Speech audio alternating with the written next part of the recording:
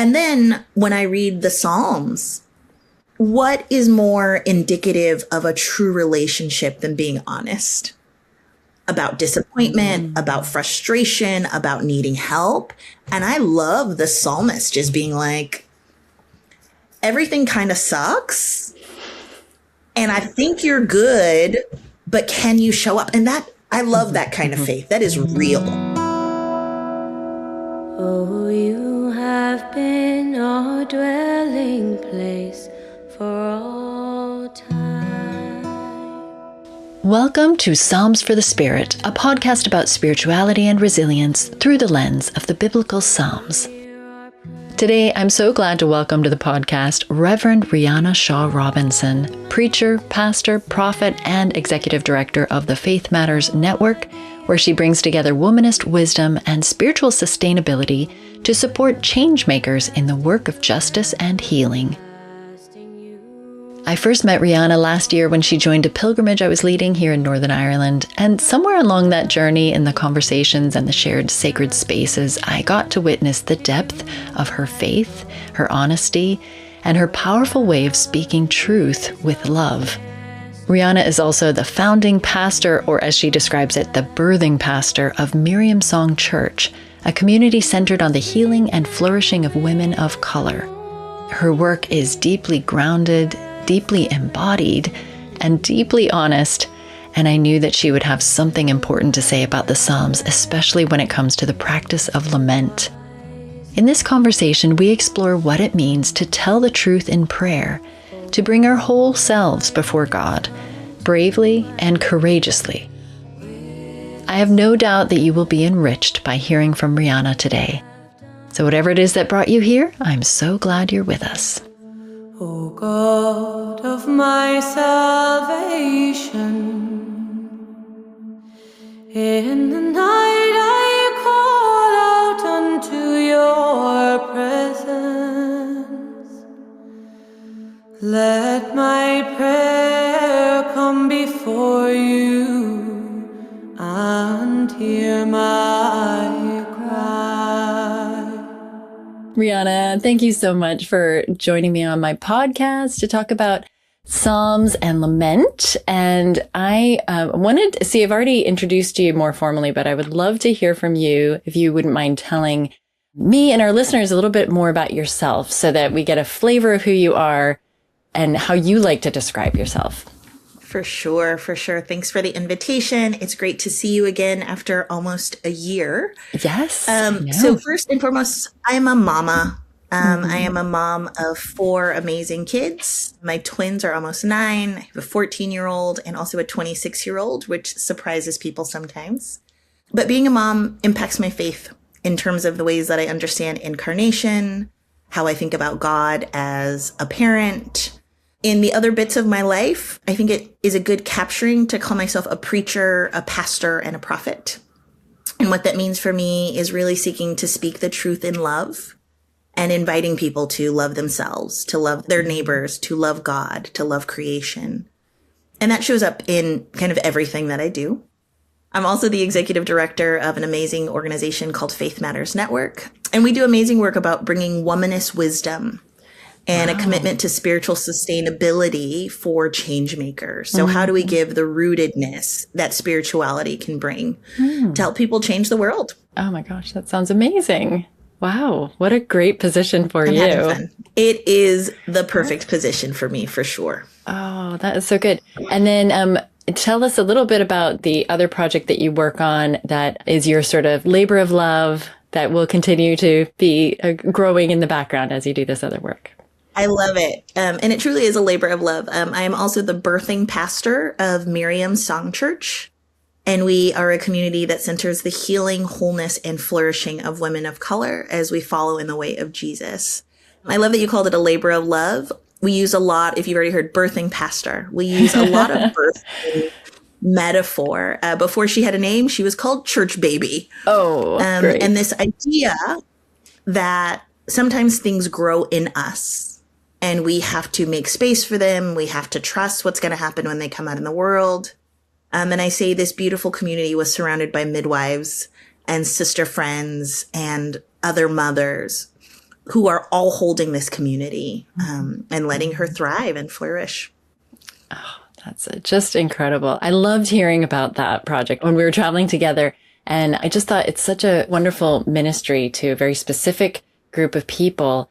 And yet the way that it kind of feeds others as well as you nurture the people in your community. So I think I wanted to ask you about lament as a spiritual practice. I think I got the sense through some of our conversations that you would have a really rich perspective on this. And it's something, obviously, I think it's important in the world today that we recognize the ability to lament, the place for it, how to go about doing it. But what's your perspective on lament as a spiritual practice with all that richness of the perspective that you come with and the perspectives of those that you've worked with? And just what's your perspective on that? I love lament. I really, really do. And I've actually gotten some feedback in my preaching. They're like, Riana, why is it always going so sad? And I was like, it's not sad, it's reality. And for me, growing up in a Black church tradition, I grew up in a Presbyterian church, but there was still kind of the cultural Blackness. Lament is just a part of worship. Like, it is not a separate practice. They're the prayers of the people where people tell you, this is what hurts. This is what I'm dealing with. This is the reality and the struggle of my life. And so to me, lament just is. It is a truth telling about the very real things that we are negotiating. And it's not separate from praise, right? It is, I'm struggling. This is hard, my health and these things. And I name it because I trust God. And I can rely on others to remind me of God's faithfulness, even when things are hard. So there's just a truth telling of it that I find to be so honest and real. And then when I read the Psalms, what is more indicative of a true relationship than being honest about disappointment, about frustration, about needing help? And I love the psalmist just being like, everything kind of sucks. And I think you're good, but can you show up? And that, I love that kind of faith. That is real. Oh, wow. There's so much there. So lament is not separate, I heard you saying, and lament is something that can be done alongside with praise, or like, what were you saying there about, are they, I think, yes, a lot of people separate the two and think that it's one or the other. Can they be done together? How do we weave lament in more seamlessly into our prayer? Like, for those who are listening, who are leading prayer for other people, because there are plenty of clergy and spiritual leaders, but also for those of us in our own individual spiritual lives, how do we weave lament in a natural way? And I heard you saying honesty and sort of telling it like it is. So how do we do that? How do we do that better than we do naturally? Yeah. And I think that is, I also do think there is power in going to learn from marginalized worshiping communities. Because people who are living in hard situations tell the truth about their hard situation. So I think, when you say it's not familiar, it is really familiar to some folks, and it is less familiar to other folks. And as somebody who's worked in a lot of different churches, particularly in the predominantly white congregations, lament is hard for folks to get into. It is, I got to do some work to help them get there. So a couple of practices that I do use is, one of my favorites is actually a collective writing of a lament together. And it has been consistently one of the most powerful practices I've done. Wow. And it follows in kind of the structure of many laments. You have kind of the opening, the address, you kind of name what the reality is, you name what you want, and then you can offer praise at the end. I actually usually follow Psalm 80, which is one of the very few laments that actually does not end with praise. And so I offer that to folks of like, it doesn't always have to have a bow at the end. Sometimes you just be like, yeah, this really sucks. The end. That's all I got. The end. Yeah. So when we do this collective lament, the invitation, I tell people, be as honest as you want. Like, this is ours together. And so some people, you know, creator God, who I love and know, heavenly host, like they offer that. And other people are like, you. Like they offer all these sky daddy. I like that one.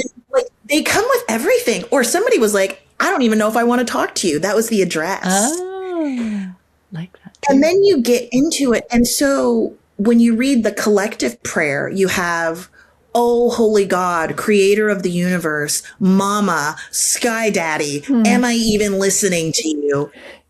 And you get the power of the shared truth that we hold. And then when we move into that space of what are we complaining about? What's our complaint? Some people are like, I'm really tired. It's very personal. And other times it is, the world is too much. And other times is, I think you suck and you're not listening to me, or the church hurt me. And so there's something really beautiful that happens when we create that prayer together. And then at the end, I pray it. I don't read it. I go, y'all, we're praying this prayer. And you watch people go, oh my. Sometimes it's, I haven't prayed in a long time. I didn't know I could pray like this. Yeah. This feels like ours. They said what I couldn't say. So it just, so holding the space long enough, the little structure can often help people settle in to that. And I think it's a beautiful practice. I think it's a beautiful shared practice. I think it's a beautiful individual practice. Yeah. O God of my salvation, in the morning I call out unto your presence. Let my prayer come before you and hear my cry. Oh, why have you cast me off? Why do you hide your face from me? I am swept away by the mighty flood. I'm a structure person. So I actually really like what is the structure that I can use? What is the address? What is the complaint? I think sometimes trying to get as specific as possible around the request. What are you asking for? And really just trying to settle into that space. Again, when I do it collectively, it's a different prayer every time. And so what does it look like to have as a part of your practice? Once a week, I'm writing a psalm. And I'm reflecting if it is, sometimes it's an individual psalm. This is my own hurt. This is what I need. And other times it is a little bit more aligned with Psalm 13. How long, oh Lord, are you going to let the world do this? Right. And so I think, how long are you going to let the world do this? So I think we can use it collectively. I would say it's still really powerful and beautiful. That is so powerful collectively. I love that idea. But then to also have the option of doing it individually is great too. So are you saying that you do that once a week yourself, or are you saying it is a helpful practice once a week? It is an invitation. It's an invitation to myself as well. The truth telling. Right. Truth telling. And I mean, even just simply telling the truth about how we feel, how the world is, just notice, I'm really realizing how important it is for us to just be honest about what we see and notice, and that in itself is kind of a healing thing for us to do. But beyond that, you were talking about making a request. So how do we do that when, there is so much that's out of our control and the world is going in directions that we wouldn't choose to go in ourselves, and there's absolutely nothing we can do about it? How do we place our desire or our request before God with that sort of like caveat of like, oh, you might, You may not be able to resolve this entire situation, but how do we kind of pinpoint a request that would actually be meaningful, I guess, in that prayer? Again, this is the Black church tradition. If you've ever heard a church mama pray, they, every now and then I'm like, ooh, like, are you allowed to talk to God this way? Right? Like, are you allowed? And I think I love it when they're holding God to account. And I think the psalmists do that too. You said you're powerful. You said you love me. You said nothing is happening. And so I think, again, there's still, I don't think it has to be sweet. Please, Lord, would you deliver me? You said you were good. You said you loved me. This is garbage. Show up. Which is what I see in the Psalms, right? I appreciate the moments that the psalmists are like, you do realize people are laughing at me, right? Like, people are coming against your name. And so when I've heard some Black mamas pray where they are like, come down right now. And there's something, even if it's not like, oh, I expect God to show up in, poof, but there is power in what I understand of naming the power of God. And I think we also see throughout scripture multiple times where people call God to their character.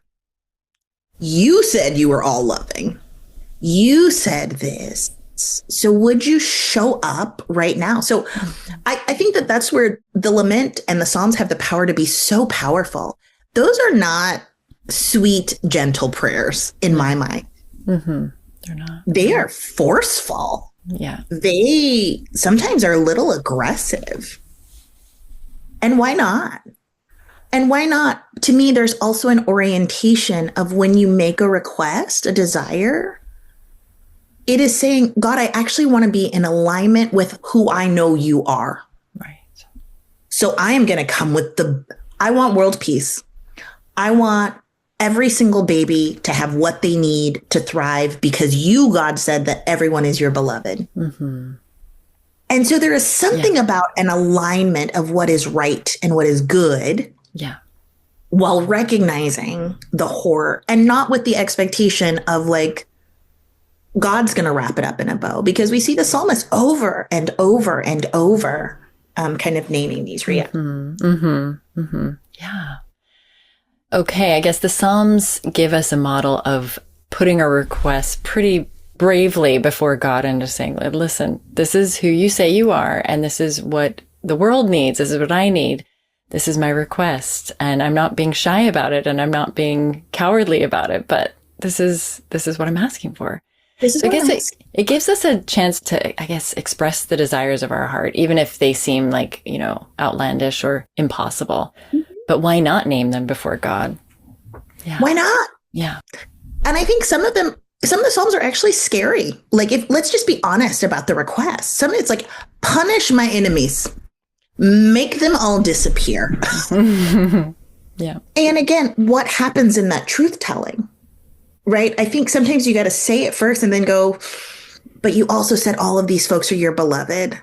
So I need to, saying the request forces me to sit with it in a different way as well. But I just think it's that honesty, be as raw.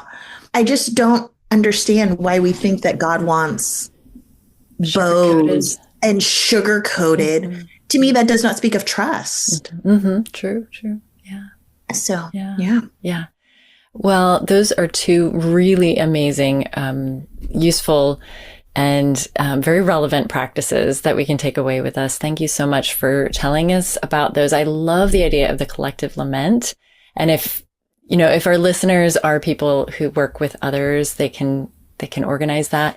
But in our own private spaces, we can also work on just honestly placing our laments before God and kind of following that structure that you lay out. So begin with addressing God and then naming the lament honestly, and then the request.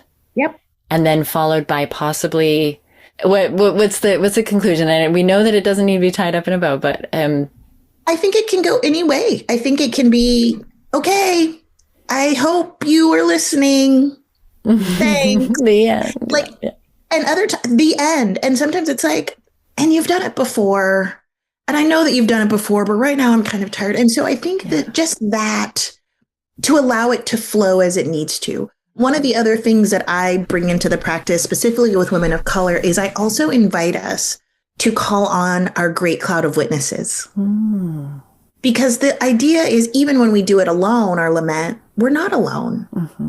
So who are the folks? Because there are people in our life that we do get real honest with, that we do say what we want. So why would we not say, okay, I need your help. Right. I'm calling on this whole group to help me be as honest as possible. And we're going to lay it before the Lord. So Yeah. Oh, I love that, calling on the cloud of witnesses too. So just as we close, thank you so much for taking the time. That we have so much to walk away with. And I really appreciate you sharing your perspective on that. If you were to sort of summarize, what does lament and that model of lament that's in the Psalms have to offer us in today's world right now? Oh, because the world is worlding. It does. I think that it is the power to not turn away, but to kind of force yourself and to force ourselves to look really hard. Yeah. And to say, what I am seeing does not seem aligned with your kingdom come. Right. And I'm going to say it. There is a prophetic power Yeah. to naming reality. There's a prophetic power to acknowledging that I don't know what to do. And to be perfectly honest, my imagination cannot stretch to a different reality. But I'm going to ask anyway.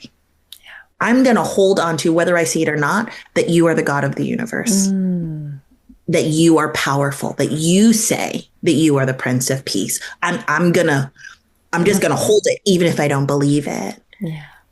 And I'm going to let that be. And so I just think it's, to me, more than anything, lament is both truth telling and trust. And even saying, okay, God, my heart is broken because you gave me a heart that is tender to the world.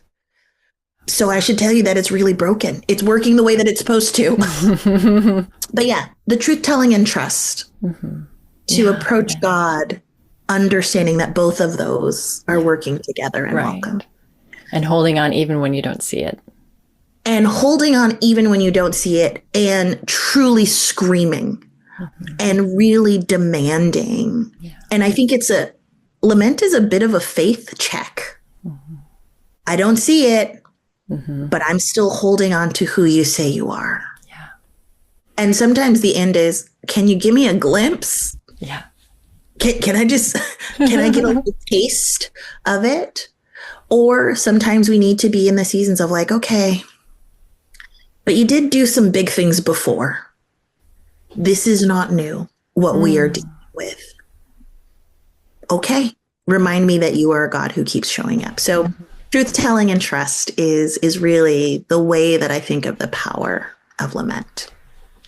Thank you so much, Riana. It's been so great to reconnect with you. Thank you for sharing your wisdom today. And you are just a treasure and a blessing. I appreciate you. I'm grateful that we get to connect in this ways, and that I get to share a practice that I would say is a tradition from my folks, and invite others to just let it be regular. Yeah. Let the truth telling and the request be regular. And trusting that we are held by God and also held in community with what we need. Yeah. Thank you so much. You've been listening to Psalms for the Spirit with music by Celtic Psalms. If you enjoyed this podcast, make sure you subscribe to Psalms for the Spirit so you never miss another episode. Become a paid subscriber to support this podcast. Your support is very appreciated, and you'll get a Psalms for the Spirit printable journal, bonus material, and invitations to special live seasonal events. Visit my website, KieranYoungWimberly.com, for courses and a membership on spiritual practices for well-being and resilience so that you can flourish and serve. Till next time, may you find healing and hope in the days ahead.